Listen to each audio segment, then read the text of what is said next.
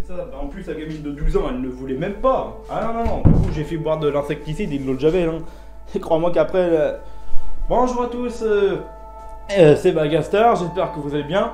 Alors, en ce moment, vous trouvez pas qu'il fait un peu chaud, mais je suis obligé de porter ça. Ça fait plus classe pour la vidéo. Mais voilà, donc on va parler océan, chauffe, marée de Jupiter. Action! Donc, l'océan d'Europe chauffe à cause des forces magnétiques de la marée de Jupiter. Plongé dans le champ magnétique variable de Jupiter du fait de la rotation de la géante gazeuse, d'ailleurs c'est ma planète préférée, sincèrement c'est ma planète préférée. D'ailleurs il y a même des sons audio qui sont disponibles depuis très longtemps, Symphonic Voyager, quelque chose comme ça. J'écoute l'enregistrement de 30 minutes pour m'aider à m'endormir. Sans blague, j'adore ces sons.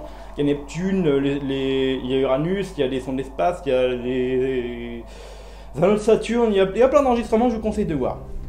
Bon. L'océan de sa lune, Europe, serait le siège de courants induits. Ces courants le chaufferaient particulièrement. Au pôle serait associé à l'équivalent du Gulf Stream à l'équateur sur la banquise d'Europe. La multiplication des découvertes d'exoplanètes potentiellement habitables, j'ai bien dit potentiellement, dans la Voie lactée laisse forcément penser que la vie est un phénomène très largement répandu dans notre galaxie. On ne peut toujours rien dire quant à l'occurrence de formes de vie intelligentes, même si les membres du SETI sont plus que jamais à la recherche d'éventuelles techno-signatures. Nous allons bientôt disposer d'instruments qui devraient nous permettre, en théorie, du moins de détecter des biosignatures dans les atmosphères des exoplanètes. Il faut bien avouer là aussi que la réussite de l'entreprise n'a rien d'évident, car la notion même de biosignature est problématique. Et qu'une extrême prudence s'impose donc. On peut penser que l'exobiologie ne fera vraiment sa révolution que si l'on trouve des traces de vie dans le système solaire.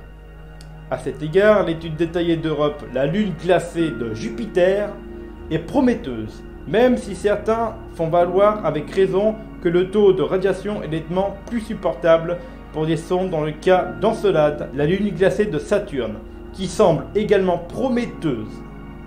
Les deux astres sont en effet recouverts par une banquise sur laquelle existe un océan global.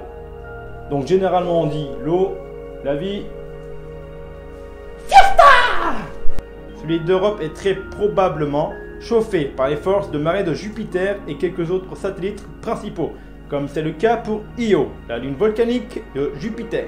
Il se trouve que Jupiter tourne très vite sur elle-même, une dizaine d'heures environ si vous voulez savoir, et que son axe magnétique est incliné d'environ 10 degrés par rapport à son axe de rotation, lequel est presque perpendiculaire au plan orbital d'Europe. Nous pouvons raisonnablement penser que des effets magnétiques similaires se produisant aussi sur les autres lunes glacées autour de Jupiter, à savoir Ganymède et Callisto, ou la présence d'océans suspectés. Nous devrions en savoir plus avec les missions futures telles que JOICE et Europa Clipper. J'espère que si cette vidéo vous a plu, n'hésitez pas à lâcher un petit like, un abonnement, merci, au revoir. Au revoir.